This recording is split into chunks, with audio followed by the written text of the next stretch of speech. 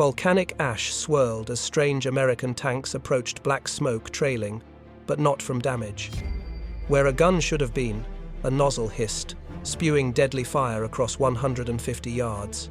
Japanese defenders had never witnessed anything like it.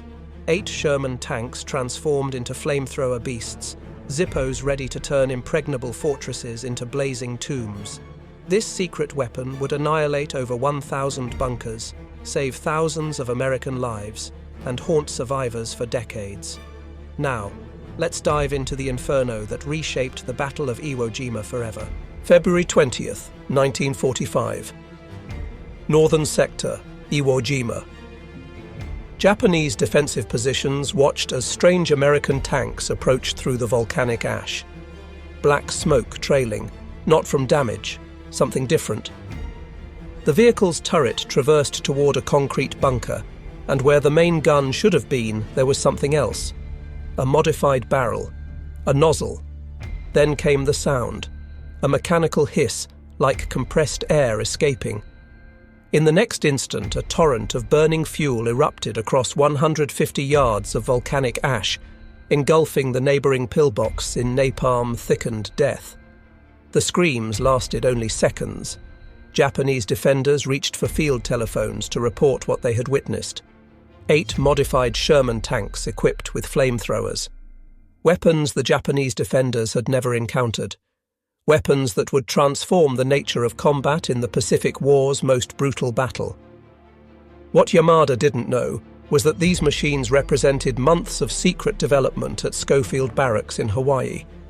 Top-secret modifications by Navy Seabees working around the clock. The marriage of American industrial capability with battlefield necessity that would produce what one Marine Battalion commander would call the best single weapon of the operation. The Battle of Iwo Jima had entered its second day, and the mathematics of death were about to change dramatically. These 8 tanks would account for over 30% of Japanese casualties through incineration, a statistic that would haunt survivors on both sides for decades to come. The Imperial Japanese Army had spent an entire year transforming Iwo Jima into the most formidable defensive position in the Pacific. 8 square miles of volcanic rock had been converted into a fortress that defied conventional military doctrine. General Tadamichi Kuribayashi, appointed to command the island's defense in June 1944, understood with crystalline clarity that he could not defeat the Americans. His mission was fundamentally different: make the capture of Iwo Jima so costly that the United States would reconsider invading the Japanese homeland. Kuribayashi had studied the failures at Saipan, Peleliu, and the Philippines.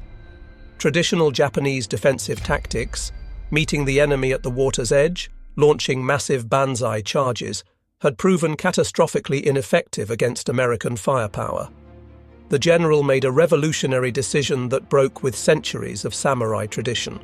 There would be no glorious charges, no warriors seeking honorable death in open combat. Instead, his 21,000 men would fight from underground, turning Iwo Jima into a subterranean killing field. By February 1945, Japanese engineers had completed 11 miles of interconnected tunnels, with plans for 17 miles total. The completed sections reached 7 stories deep into the volcanic rock. 5,000 caves and underground chambers had been carved out, many large enough to hold 300 to 400 men. 1,500 fortified positions dotted the landscape.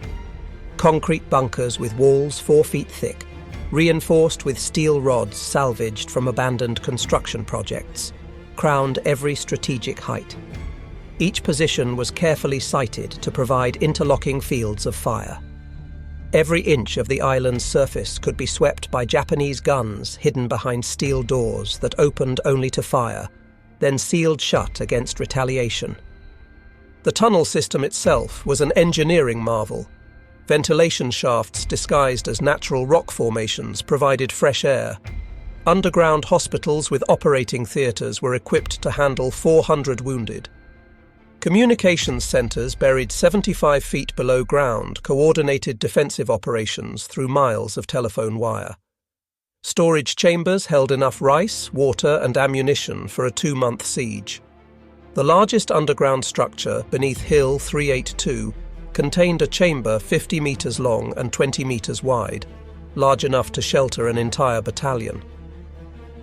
Kuribayashi positioned his forces with mathematical precision. The southern sector around Mount Suribachi was designated a semi-independent command under Colonel Kanehiko Atsuchi, with 2,000 men manning artillery positions that could fire on the landing beaches. The northern plateau, where the terrain was most favorable for defense, held the bulk of Japanese forces, 15,000 men under direct control of Kuribayashi himself. Between these strongholds, a central reserve of 4,000 troops could reinforce any threatened sector through the tunnel network. The Americans knew Iwo Jima would be difficult. Intelligence reports suggested well-prepared defenses, but the full scope of Kuribayashi's underground fortress remained hidden from aerial reconnaissance.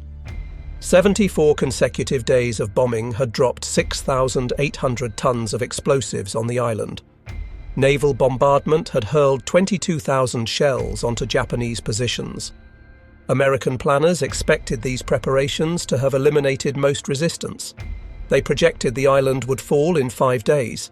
They were catastrophically wrong. The preliminary bombardment had destroyed less than 200 of the 1,500 fortified positions. The tunnel system remained virtually intact. Most Japanese soldiers hadn't even been scratched by the massive firepower demonstration. At Schofield Barracks, Hawaii, 5 months before the invasion, Colonel George F. Unmacht assembled a team that would revolutionize armored warfare in the Pacific. Unmacht, a career Army officer with 44 years of military service, commanded the U.S. Army Chemical Warfare Service's most secret project in the Central Pacific area, CENPAC. His mission: develop a weapons system capable of neutralizing Japanese cave and bunker complexes that had proven immune to conventional weapons. The colonel's initial team was small, just the 43rd Chemical Laboratory Company. But Unmacht understood the magnitude of his task required exceptional talent.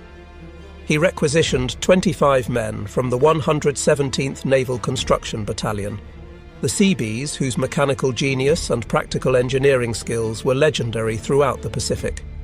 He added personnel from the 5th Marine Tank Battalion and the 81st Ordnance Company, creating a unique joint service team united by a single purpose: build a weapon that could burn the Japanese out of their caves. Leading the technical development were machinist mate First Class A.A. Riker and electricians mate Second Class Joseph Kissel, 2 Seabees whose names would never appear in headlines, but whose innovation would save thousands of American lives. These men brought practical battlefield experience from previous island campaigns. They had seen Marines die trying to assault fortified positions that artillery couldn't destroy. They understood the problem wasn't firepower. It was applying that firepower effectively against an enemy fighting from underground. The challenge was daunting. Previous attempts to mount flamethrowers on tanks had produced mixed results. The Army's initial designs were crude field modifications, essentially portable flamethrowers bolted onto tank hulls. The Canadian Ronson system, which the Marines had acquired 30 units of, had a range limited to 60 to 80 yards with thickened fuel. Fuel capacity allowed only 30 to 40 seconds of total fire. The weapons were maintenance nightmares that frequently malfunctioned in combat, with failure rates exceeding 40% in field conditions. The first breakthrough came with the M3 light tank conversions, dubbed Satan tanks. The 43rd Chemical Company's first creation, Hell's a Fire, demonstrated the concept's potential but revealed critical limitations. The turret traverse was limited to 180 degrees. The flame gun's elevation was restricted. Most critically, the light tank's thin armour made it vulnerable to Japanese 47mm anti-tank guns that were standard equipment in defensive positions.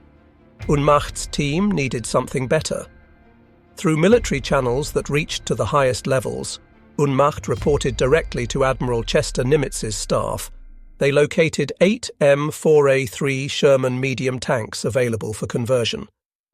These tanks displaced 35 tons, powered by a 500-horsepower Ford GAA V8 engine, with armor ranging from 25mm to 76mm thickness. Standard armament included a 75mm main gun and multiple .30 caliber machine guns. The Shermans had proven their durability in European combat and possessed the armor protection necessary to survive Japanese anti-tank fire. But finding tanks was only the beginning. The real innovation came when Riker and Kissel decided to combine the best elements from three existing flamethrower systems: the British Ronson, the Navy Mark I, and captured German designs from North Africa. Working 20-hour days in the Hawaiian heat, sleeping in shifts beside their welding equipment, the Seabees began creating something unprecedented. The resulting weapon, designated CB-H1, Construction Battalion Hawaii 1, represented a quantum leap in flamethrower technology. Installation required 150 pounds of welding rod and 1,100 electrical connections, each one critical to the weapon's function. The conversion took 1,200 man-hours per tank, with 150 parts specially machined by CB metalworkers. Each conversion cost between $20,000 and $25,000, equivalent to $360,000 in modern currency. The technical specifications were revolutionary. The CB-H1 operated at 300 pounds per square inch pressure, triple that of previous designs. Maximum range extended to 150 yards with thickened fuel, nearly 3 times the distance of portable flamethrowers. The fuel mixture, a carefully calibrated blend of diesel fuel, gasoline and napalm thickener developed by the 43rd Chemical Laboratory, would burn at 1,500 degrees Fahrenheit. The system could maintain continuous fire for up to 80 seconds, though doctrine recommended bursts of 2 to 3 seconds to conserve fuel and maintain accuracy. Most critically, the flamethrower replaced the tank's main gun, allowing full traverse of 270 degrees and elevation from -10 to +35 degrees through the tank's existing fire control systems. The gunner could aim the flame weapon as accurately as a conventional cannon, using the same periscope and controls. This integration meant tank crews required minimal additional training to operate the new weapon effectively. But perhaps the most important innovation was psychological. The Seabees painted the modified tanks in standard Marine Corps olive drab. No special markings, no indication of their terrible purpose. To Japanese observers, they appeared to be ordinary Sherman tanks until the moment they opened fire. By then, it was too late. The fuel system itself was a marvel of engineering. The main fuel tanks held 290 gallons of thickened fuel, with an additional 10 gallons of unthickened fuel for ignition. A separate pressure tank contained compressed nitrogen, chosen over compressed air because nitrogen wouldn't support combustion if the tank was hit.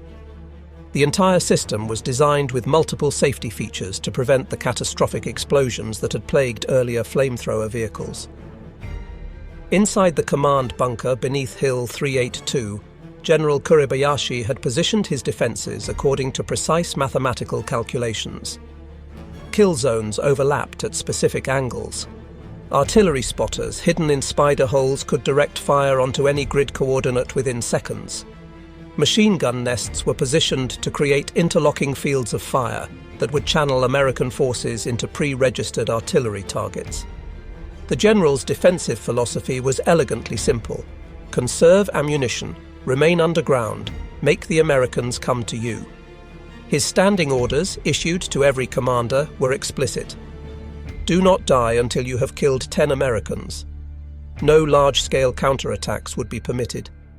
Every soldier was instructed to maintain position until overrun, then fight with grenades, bayonets, and finally bare hands. Simple mathematics suggested that with 21,000 defenders, they could inflict 210,000 casualties, far more than the entire American invasion force. Japanese defensive doctrine had evolved significantly since the early Pacific battles. Intelligence reports from Saipan and Peleliu emphasized the vulnerability of flamethrower operators. The weapon's signature, the black smoke from burning diesel fuel, made operators easy to spot. The weapon's limited range meant operators had to expose themselves to enemy fire. In previous battles, portable flamethrower casualties had exceeded 70%, with some units suffering 92% losses among flame operators. Special training emphasized anti-flamethrower tactics. Machine gunners were instructed to concentrate fire on any soldier carrying the distinctive twin tanks of a portable flamethrower. Snipers received extra ammunition specifically for targeting flame operators. Infantry units practiced rushing flamethrower positions with bayonets, exploiting the weapon's minimum range where the operator couldn't depress the nozzle enough to defend himself. But all Japanese planning assumed flamethrowers would be carried by infantry. The concept of armoured flamethrowers, tanks that could approach fortified positions under cover of their own armour while delivering accurate incendiary attacks at unprecedented range, had never been considered. Japanese defensive positions, carefully designed to withstand artillery and aerial bombardment, had no special provisions against burning petroleum that could seep through apertures and ventilation shafts. This oversight would prove catastrophic. The fortifications that were Japan's greatest strength would become death traps when faced with weapons that turned solid defences into crematoriums. The 8 M4A3 flamethrower tanks landed on Iwo Jima's beaches on February 19th, D-Day, mixed among the regular Sherman tanks of the 4th and 5th Tank Battalions. The official Marine Corps designation was M4A3R5, though various documents used different nomenclature including POA-CWS-H1 and CB-MK-1.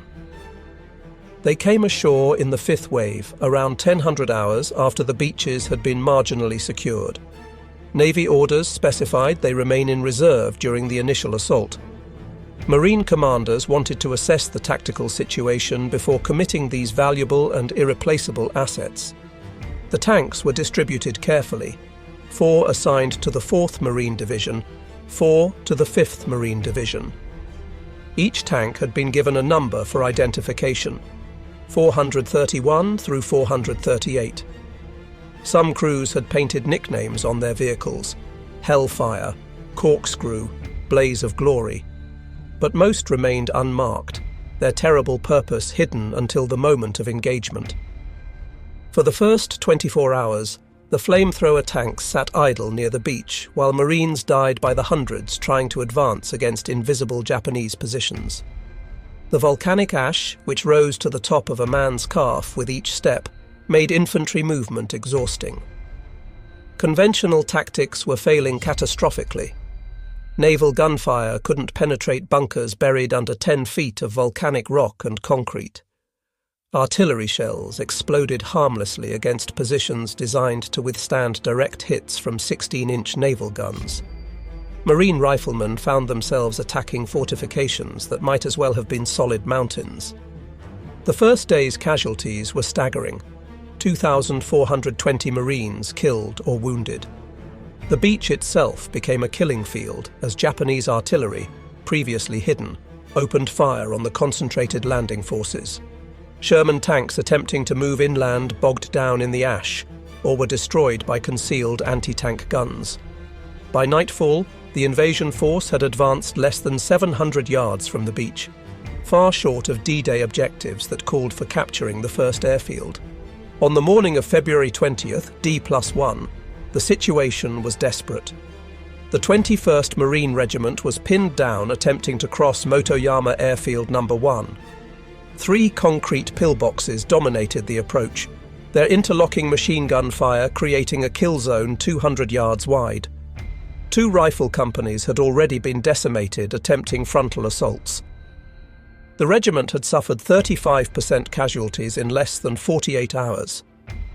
Lieutenant Colonel William Duplantis, commanding the 3rd Battalion, 21st Marines, made the decision that would change the battle's trajectory. He called for the flamethrower tanks. At 14:20 hours, the first M4A3R3 flamethrower tank entered combat. Tank number 431, commanded by Staff Sergeant Robert Metzger, a veteran of Saipan and Tinian, approached the Japanese positions from an oblique angle, using destroyed Japanese aircraft as cover. To Japanese observers, it appeared to be another standard Sherman attempting the same failed assault.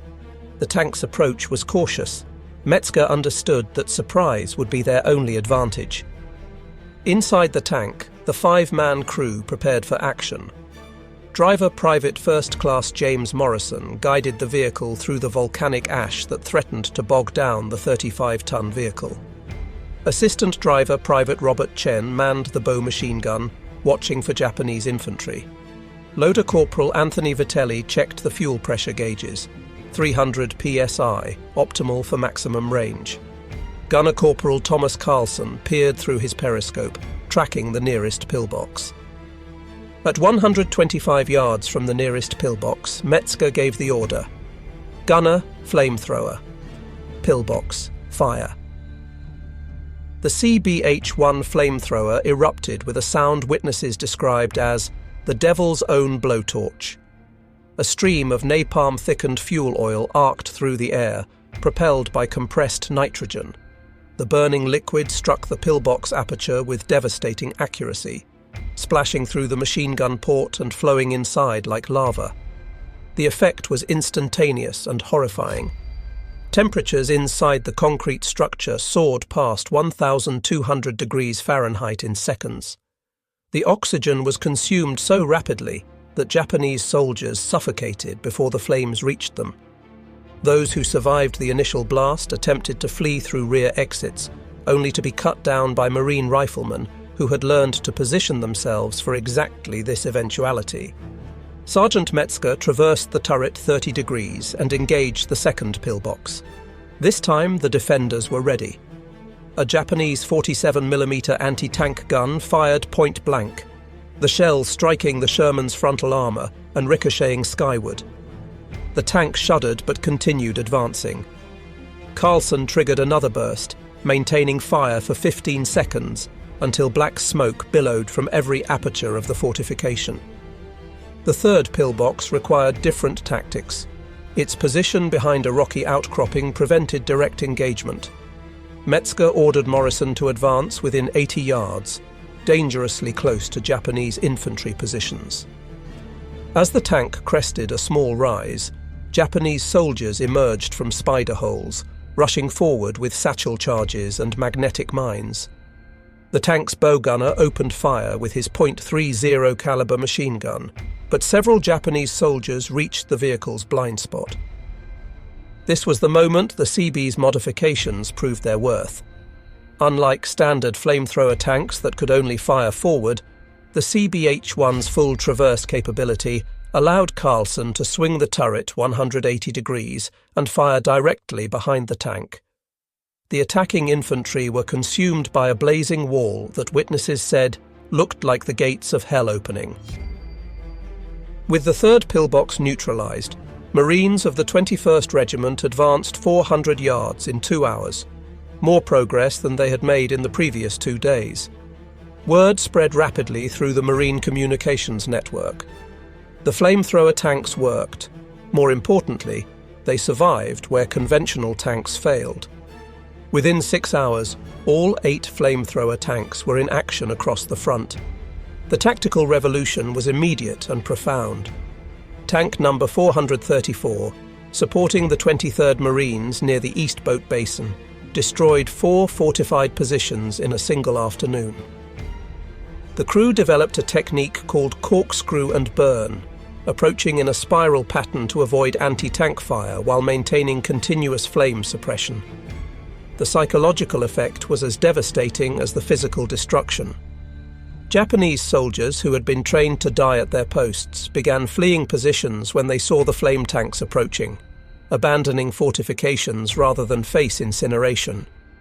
Tank number 437 pioneered breach and clear tactics with the 24th Marines.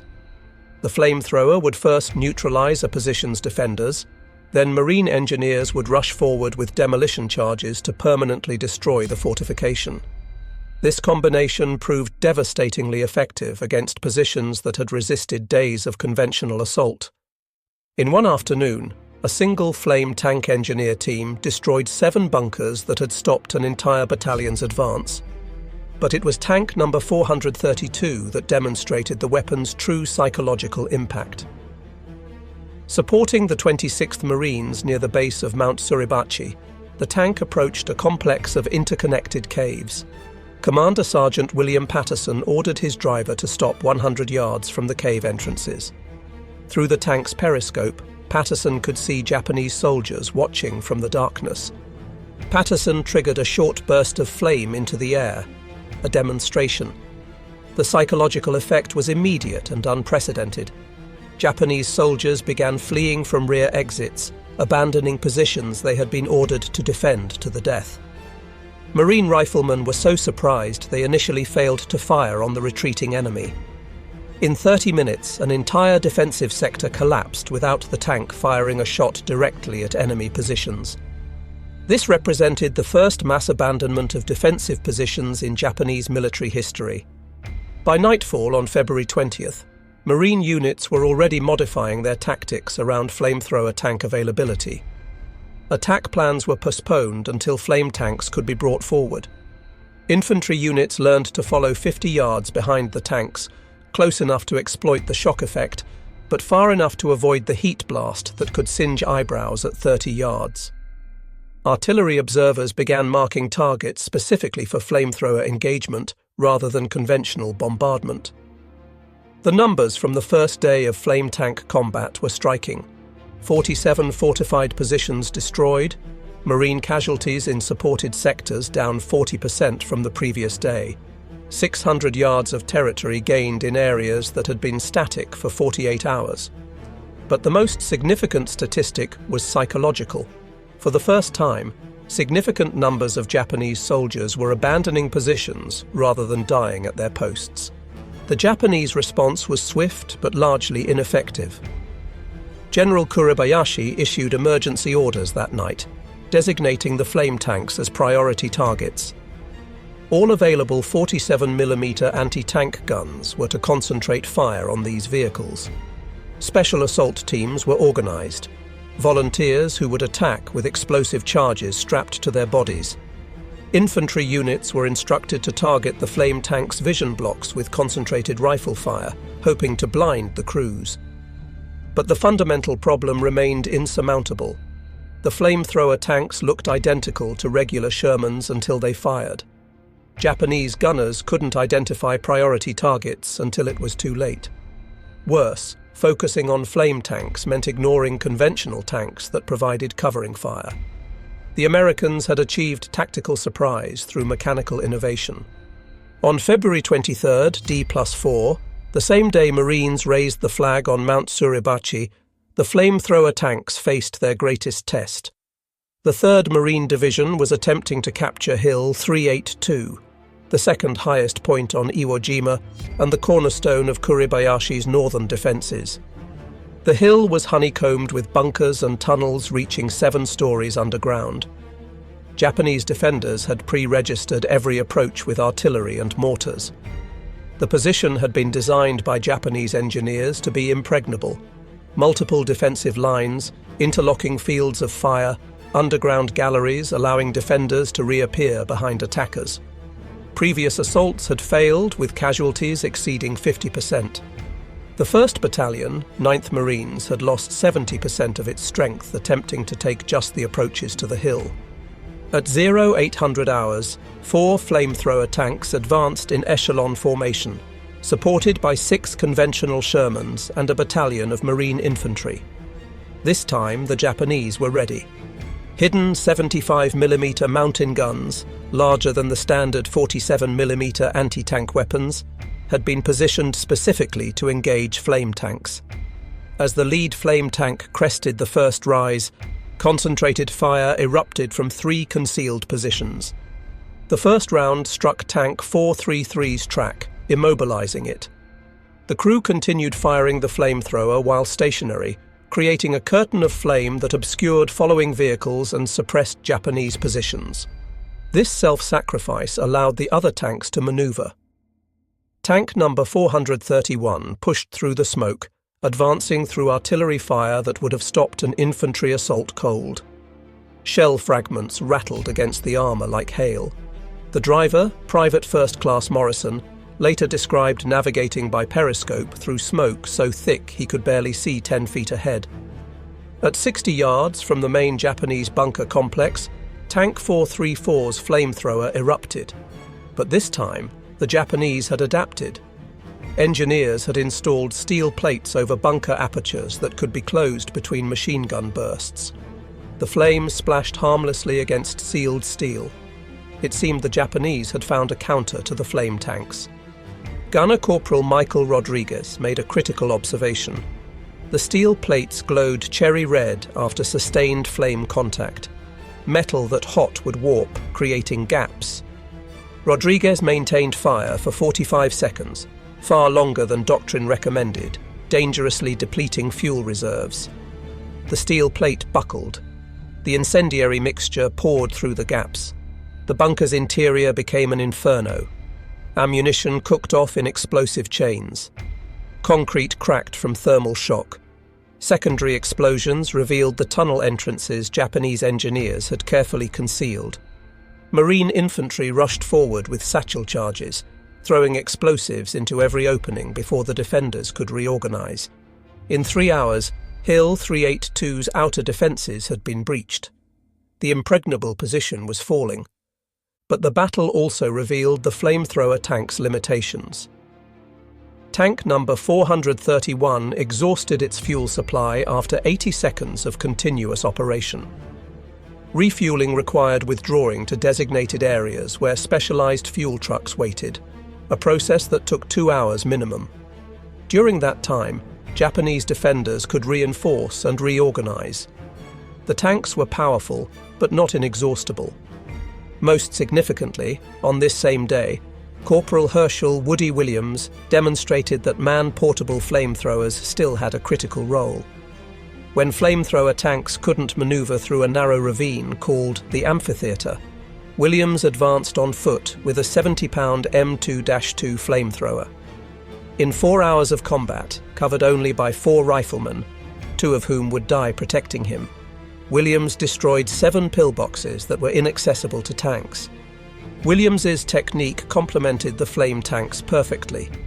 Where tanks couldn't go, brave men with portable flamethrowers could still advance. His actions that day would earn him the Medal of Honor. He would become the last surviving World War II Medal of Honor recipient, passing away in June 2022 at age 98. His citation read in part, "Quick to volunteer his services when our tanks were maneuvering vainly to open a lane for the infantry through the network of reinforced concrete pillboxes, buried mines, and black volcanic sands, Corporal." Williams daringly went forward alone to attempt the reduction of devastating machine gun fire from the unyielding positions. The statistics from the first week of combat told a remarkable story. In sectors where flamethrower tanks operated, Marine casualties dropped by 40% compared to unsupported attacks. Japanese positions that had resisted days of conventional assault fell within hours. The 8 tanks had consumed 70,000 gallons of fuel mixture in 7 days, destroying an estimated 300 fortified positions. Daily consumption averaged 10,000 gallons, a logistical challenge that required establishing special fuel depots near the front lines. By early March, the battle had shifted to Iwo Jima's northern plateau, a hellscape of sulfur pits, twisted ravines, and volcanic rock formations that made tank operations nearly impossible. General Kuribayashi had positioned his final defensive line here precisely because the terrain favored defenders. The area had been designated the meat grinder by Marines, who faced 850 casualties taking a single hill. Tanks that attempted to navigate the broken ground through tracks on sharp volcanic rocks or bellied out on obstacles invisible beneath the ash. The flamethrower tanks adapted again. Unable to maneuver freely, they became mobile pillboxes, positioned at key points to support infantry advances. Marine engineers from the 5th Engineer Battalion worked through the night constructing ramps and clearing paths, often under sniper fire, allowing flame tanks to reach positions previously thought inaccessible. When direct assault proved impossible, the tanks fired indirectly, bouncing flame streams off rocks to reach around corners and into defilated positions. On March 8th, D+17, tank number 436 achieved what crews called the impossible shot. Supporting the 9th Marines' assault on Cushman's Pocket, a complex of caves and bunkers built into a near-vertical cliff face, the tank commander, Sergeant Daniel Foster, calculated that flame fired at maximum elevation might arc over the cliff edge and fall into Japanese positions from above. The physics were marginal. The CBH-1 flamethrower could elevate to 35 degrees, but reaching the target required a 40-degree angle. Foster ordered his driver to position the tank on a pile of rubble created by naval bombardment, tilting the entire vehicle backward. With the tank precariously balanced and enemy mortar rounds falling around them, Gunner Corporal Anthony Vitelli triggered the flamethrower. The molten napalm arced high into the air, seemed to hang for a moment at its apex, then cascaded down into the Japanese positions. The effect was devastating not just physically, but psychologically. Japanese soldiers had believed their elevated positions were immune to flamethrower attack. That assumption died in the inferno. Witnesses reported Japanese soldiers leaping from the cliffs rather than burn alive, choosing death by falling over death by fire. By mid-March, the flamethrower tanks had evolved into the centerpiece of a combined arms system. Each flame tank operated with a dedicated support team. Conventional tanks for suppressing enemy anti-tank guns, infantry for close protection against suicide attackers, engineers for obstacle clearance, and ammunition carriers bringing forward the 300-gallon fuel trailers that extended operational time. This integration represented a revolution in assault tactics that would influence Marine Corps doctrine for decades. The fuel logistics alone required extraordinary effort. Electrician's mate Second Class Kissel, one of the original designers, had accompanied the tanks to Iwo Jima to supervise maintenance. He later reported that keeping the 8 tanks operational required a supply chain stretching back to Pearl Harbor. Fuel mixing stations operated 24 hours a day, combining diesel fuel, gasoline, and napalm powder in precise ratios. The mixture had to be used within 72 hours, or it would separate and clog the flame guns. The Japanese response continued evolving as well. Special tank killer teams were formed, volunteers who would attack with explosive charges strapped to their bodies. These human bombs achieved some successes. Tank number 438 was destroyed on March 11th when a Japanese soldier detonated himself against the vehicle's engine compartment, killing 3 of the 5 crew members. But such tactics were ultimately futile. For every flame tank damaged, replacements arrived from the beach, and damaged flame tanks were often repaired and returned to action. General Kuribayashi, observing from his command bunker deep beneath the northern plateau, recognized the strategic implications. In his final report to Imperial Headquarters, transmitted on March 17th, he wrote, "The enemy's special flame tanks have proven more effective than all their artillery and aerial bombardment combined. They achieve in minutes what conventional weapons cannot accomplish in days. We have no effective counter to this weapon. The Americans have not just superior numbers, but superior imagination." The crescendo came during the final week of March, as Marines pushed into the gorge, Kuribayashi's last stronghold. This twisted maze of ravines and caves, nicknamed the Bloody Gorge by Marines, represented the ultimate test of American tactical innovation versus Japanese defensive determination. Here, in an area less than 700 yards square, the remaining 3,000 Japanese defenders prepared to make their last stand. On March 21st, D+30, all operational flamethrower tanks, 6 of the original 8 with 2 under repair, concentrated for a coordinated assault. They had been reinforced by 4 additional flame tanks rushed from Hawaii, though these newer models used the less effective Ronson system with only 60 to 80-yard range. The assault would be the largest concentration of flame weapons in the Pacific War. Tank number 431, repaired after being disabled on Hill 382, led the advance. Its armour bore the scars of combat, welded patches where shell fragments had penetrated, dents from dozens of hits that had failed to penetrate, scorch marks from near misses. Number 433, with a makeshift track repair that gave it a distinctive clanking sound, took the left flank. Numbers 434, 436 and 437 formed the centre, while 432 anchored the right. The assault began at 1000 hours with the tanks advancing in a crescent formation, creating overlapping fields of flame that left no dead space for Japanese defenders to exploit. Marine infantry followed in their wake, throwing white phosphorus grenades into cave entrances to mark targets for the flame tanks. Engineers with demolition charges sealed positions after the flamethrowers had cleared them. The Japanese resistance was fanatical but increasingly futile.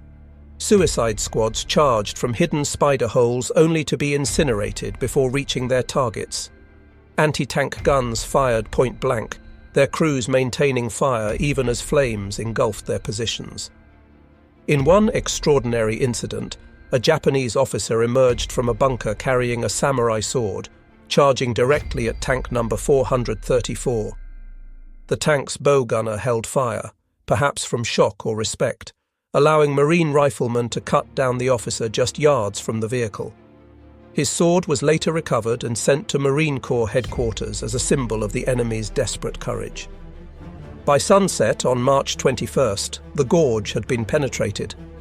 Over 800 Japanese defenders lay dead, many burned beyond recognition. The flamethrower tanks had consumed 8,000 gallons of fuel mixture in a single day, a record for the campaign. Marine casualties, while still significant at 92 killed and 257 wounded, were a fraction of what conventional assault would have cost. But the price of victory was becoming apparent on both sides. Tank crews reported severe psychological trauma from their role in the slaughter. Corporal Carlson of Tank 431 later testified, "You could hear them screaming when the flame hit. Not for long, but you heard it. Sometimes at night I still hear it. We did what we had to do, but I'll never forget the smell. Burning flesh mixed with sulfur from the volcanic rock." Maintenance crews found human remains fused to tank tracks, requiring blowtorches to remove.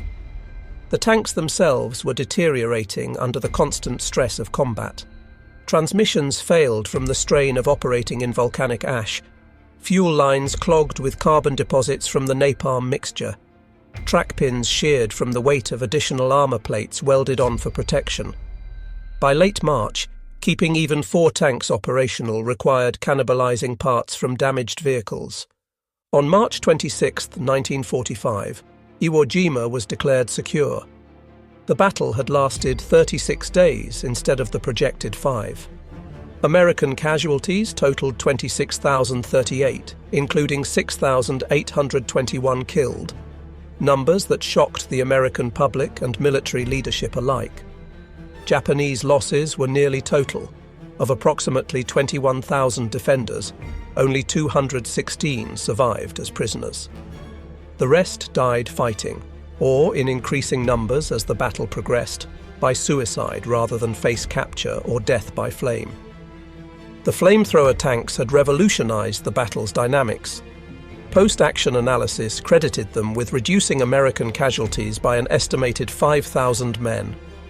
They had destroyed over 1,000 fortified positions, consumed 360,000 gallons of fuel mixture, and fundamentally changed Marine Corps assault doctrine. But perhaps most significantly, they had broken the myth of Japanese invincibility in defensive positions. Captain Frank Caldwell, commanding Company F, 26th Marines, provided perhaps the most succinct assessment. It was the flame tank more than any other supporting arm that won this battle. Artillery, naval gunfire, and aerial bombardment could not rout the Japanese from their underground fortresses. The flamethrower tanks did what nothing else could. Statistical analysis revealed the true impact.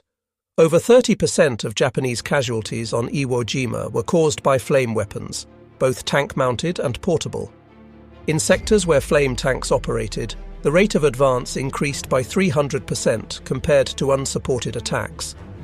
Japanese prisoners, a rarity in Pacific battles, numbered 216, more than the combined total from Tarawa, Saipan, and Peleliu.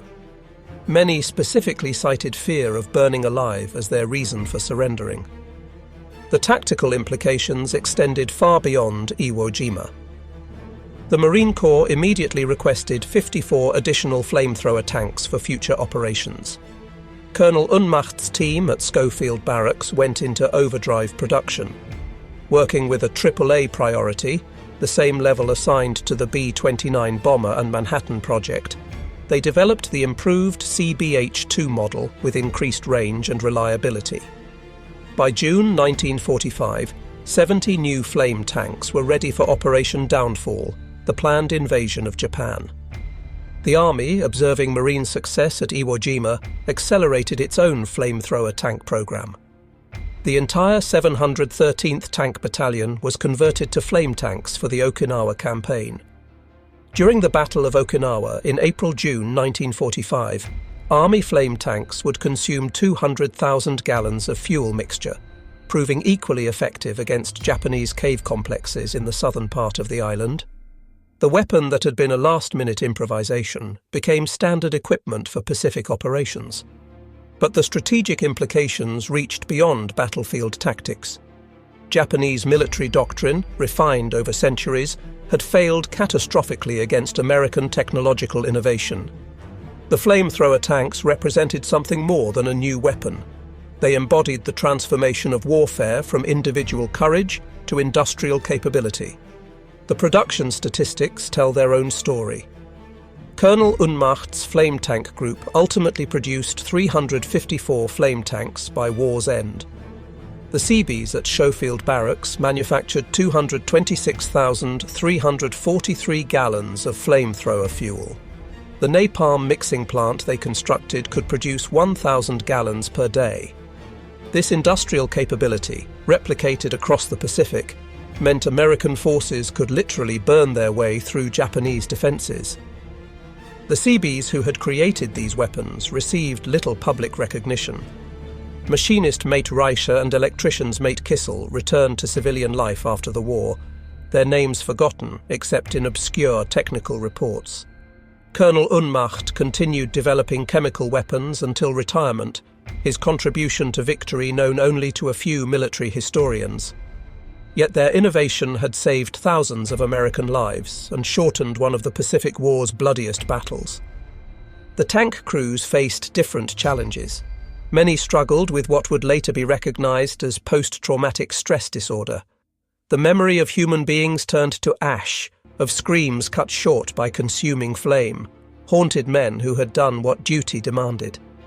Sergeant Metzger never spoke of his service until shortly before his death in 1993, telling his grandson, "We did what we had to do." Nobody should be proud of burning men alive, but those tanks saved a lot of Marine lives. That's what I try to remember. Veterans of the flame tanks formed their own informal support network after the war. They met annually in Hawaii, returning to Schofield Barracks where their weapons had been created. These reunions, unreported by media, allowed men to share experiences too terrible for civilian understanding. The last reunion was held in 2010, attended by only 4 surviving crew members. The Japanese perspective emerged slowly through prisoner interrogations and captured documents. Soldiers who had been taught that death in battle guaranteed spiritual transcendence found themselves paralyzed by the fear of incineration. The dishonor of fleeing from combat positions seemed preferable to dying in underground ovens. This psychological collapse contributed to the first large-scale surrenders in Japanese military history. Lieutenant Yamada, who had witnessed the first flamethrower tank attack on February 20th, survived the battle as one of the 216 prisoners.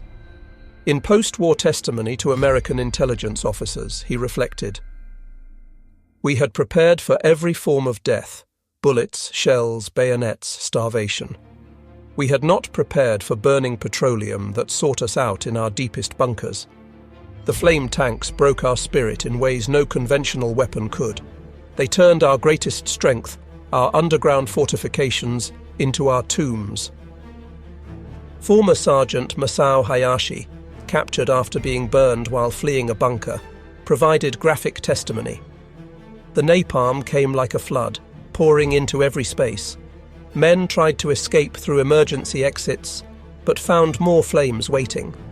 Some shot themselves rather than burn. Others ran into American gunfire, preferring bullets to incineration. I saw warriors who had fought since China refuse to enter positions after seeing flame tanks approaching. This was not the death we had trained for. The transformation represented by the flamethrower tanks extended into the post-war period. The United States Marine Corps, analyzing the success at Iwo Jima, fundamentally restructured its assault doctrine around combined arms tactics integrating armor, infantry, and engineers. The concept of specialized armor for specific battlefield problems became standard military thinking. Future weapons development would prioritize adaptability and innovation over pure firepower. The technology itself continued evolving. The M4A3R3 Sherman flamethrower tanks served in Korea, where they proved equally effective against Chinese bunker complexes during the battles for the Punch Bowl and Heartbreak Ridge. Marine flame tanks destroyed over 300 Chinese positions during the Korean War, though with less dramatic effect due to better Chinese awareness of the weapon's capabilities. The last American flame tank, the M132 armored flamethrower based on the M113 armored personnel carrier, wasn't retired until 1978, ending a weapons lineage that began with 8 hastily modified Shermans in a secret warehouse in Hawaii. By then, thermobaric weapons and precision-guided munitions had replaced flamethrowers as the primary means of defeating fortified positions. International law eventually restricted flamethrower use, with Protocol 3 of the Convention on certain conventional weapons limiting incendiary weapons. The weapon that had been decisive at Iwo Jima became controversial as public opinion shifted against weapons deemed excessively cruel. Yet military historians note the irony. The flamethrower tanks, for all their horror, had shortened the battle and potentially saved thousands of lives that conventional assault would have claimed. The industrial achievement cannot be understated. The United States produced 49,234 Sherman tanks during World War II. Only 354 were converted to flamethrower configuration. Yet these few hundred vehicles had impact far exceeding their numbers. At Iwo Jima, 8 tanks had changed the course of a battle that might have lasted months and cost tens of thousands more casualties. The production cost, roughly $200,000 per converted tank in 1945 dollars, seems trivial compared to the lives saved. Military analysts calculated that each flame tank at Iwo Jima potentially preserved 625 American casualties, based on casualty rates in unsupported versus flame-supported attacks. In the cold calculus of war, the investment in technology had paid dividends in blood not spilled. But perhaps the most profound legacy was psychological. The flamethrower tanks had demonstrated that technological innovation could overcome even the most fanatical human resistance. The age of individual warrior prowess was ending, replaced by an era where victory belonged to nations capable of superior industrial production and technical innovation.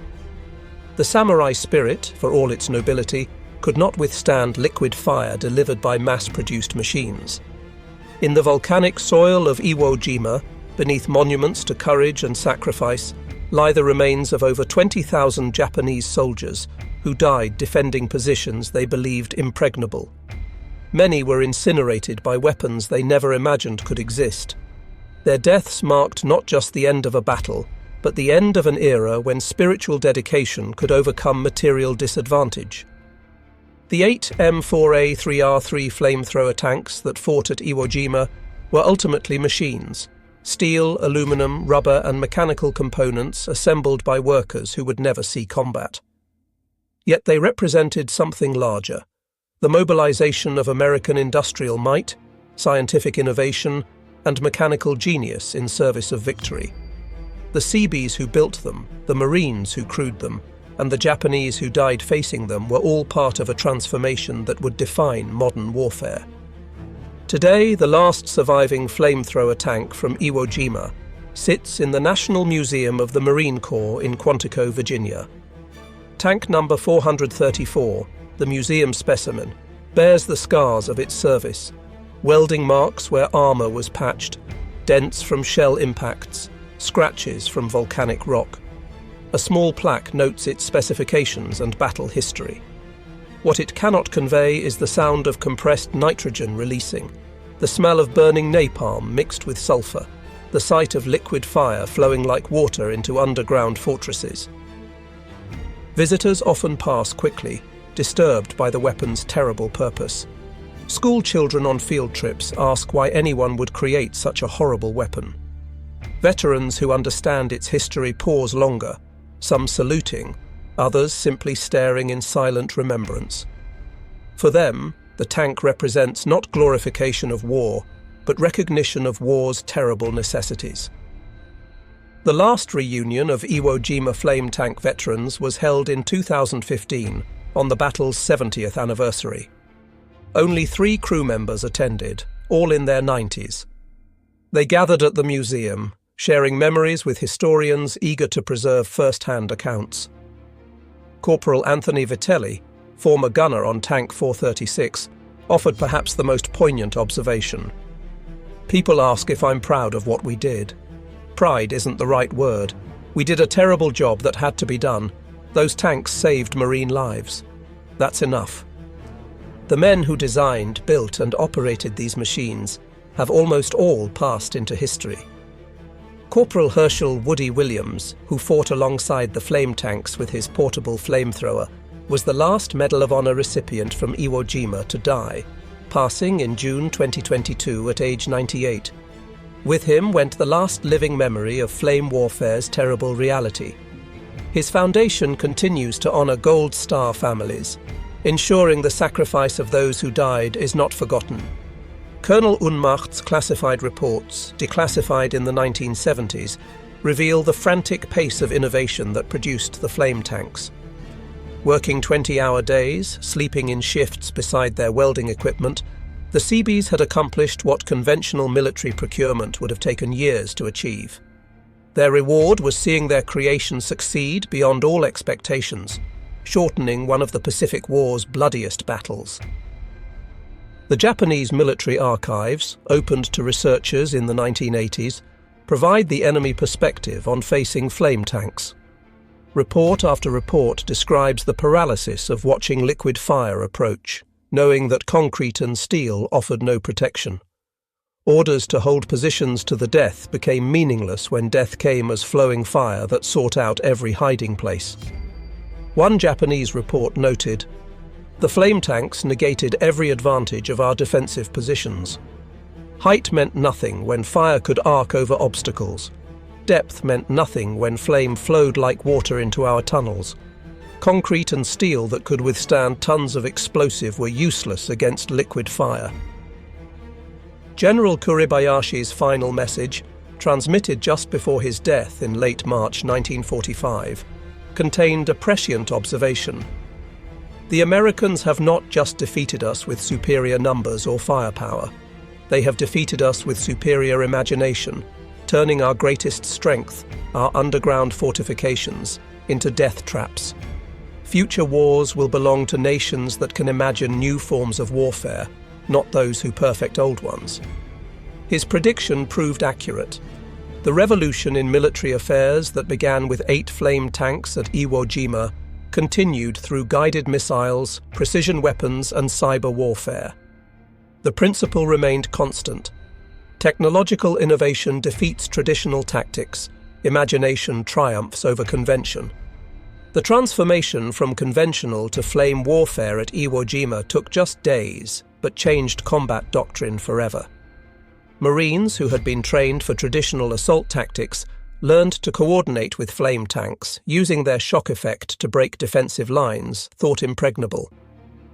This integration happened not through formal training, but through battlefield innovation, adaptation under fire that exemplified American military flexibility. Statistical analysis conducted after the war revealed striking patterns. In sectors where flame tanks operated, Japanese defenders were 70% more likely to abandon positions before being overrun.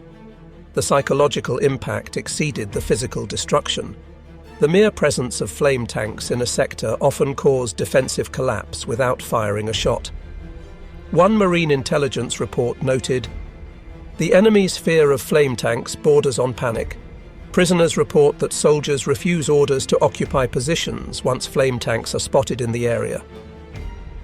The 8 flamethrower tanks of Iwo Jima had achieved something remarkable. In 36 days of combat, they had validated a new form of warfare, saved thousands of American lives, and contributed to victory in one of World War II's most crucial battles. Their legacy lived on in every subsequent conflict where American forces faced entrenched enemies, from Korea to Vietnam to Iraq. Yet the moral questions remain unresolved. The tank crews who survived often struggled with what they had done. The efficiency of killing by fire, the industrial scale of incineration, challenged traditional concepts of honourable warfare.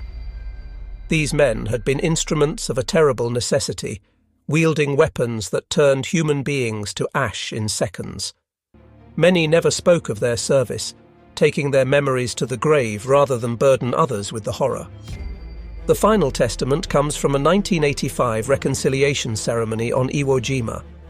Former tank commander Robert Metzger and former Lieutenant Kiyoshi Yamada, who had witnessed the first flame tank attack, stood together where Tank 431 had first fired 40 years earlier. Yamada spoke through an interpreter. "I hated you for 40 years. The flame tanks killed my friends in ways I cannot forget. But I understand now. War makes monsters of us all. You did what you had to do, as did we." Metzger responded simply, "We were all just boys trying to survive. I'm glad we both lived to stand here today." The two old warriors embraced. As the sun set over Iwo Jima's black sand beaches, the veterans walked together toward the memorial to all who died. Behind them, Mount Suribachi rose against the darkening sky. The island that had once burned with combat fury had returned to peace. The age of the flamethrower tank had begun and ended in the Pacific, its legacy written in fire across volcanic islands. 8 modified Shermans had changed the nature of warfare, demonstrating that victory in modern conflict belonged to nations capable of wedding industrial might to battlefield innovation. The flames had long since died, but their impact on military history burned eternal. In the end, the Battle of Iwo Jima was won not by courage alone, though courage there was in abundance on both sides, but by the marriage of American industrial capability and battlefield innovation. The flamethrower tanks represented the convergence of technology, tactics, and determination that would define American military supremacy for generations to come. They were weapons of their time, necessary evils in a war that demanded total victory. The Japanese defenders had fought with unparalleled bravery, following orders to resist to the death. They had built the most formidable defensive position in the Pacific War, a subterranean fortress that conventional weapons could not reduce. But they had not anticipated incendiary weapons that poured like molten rain, seeking out every cave and bunker, turning their underground sanctuary into a crematorium.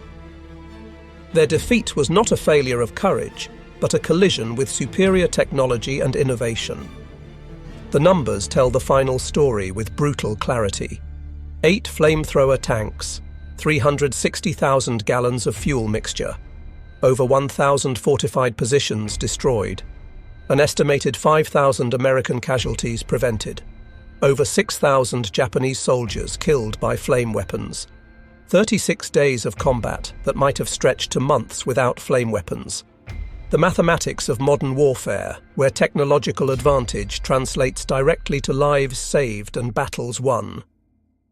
The volcanic island of Iwo Jima, now returned to Japan and renamed Iwo To, bears few visible scars of the battle that once raged across its surface.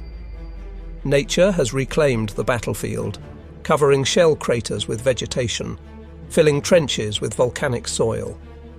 But beneath the surface, sealed caves and collapsed tunnels still hold the remains of soldiers who died in the flames, their sacrifice remembered by ever fewer living witnesses. The last word belongs to General Holland Smith, commander of the 5th Amphibious Corps at Iwo Jima, who wrote in his memoir, "The flamethrower tanks were the difference between victory and catastrophe. Without them, we would have paid an unbearable price for every yard of that cursed island. They were horrible weapons, but war is horrible business.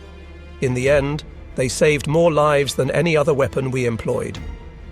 The flames that consumed Japanese positions on Iwo Jima have long since died. The men who wielded them have mostly passed into history. But the revolution they created, the transformation of warfare from individual combat to technological dominance, continues to shape military thinking worldwide. In 8 modified Sherman tanks, America had found the weapon that would break the deadlock of the Pacific War's most formidable fortress, forever changing the nature of warfare in the process. The battle was over. The war would soon follow. But the echo of those flames, the sound of compressed nitrogen releasing, the sight of liquid fire flowing into underground fortresses, the screams cut short by consuming heat, would resonate through military history forever. The age of the warrior had ended in flames on a volcanic island in the Pacific. The age of technological warfare had begun.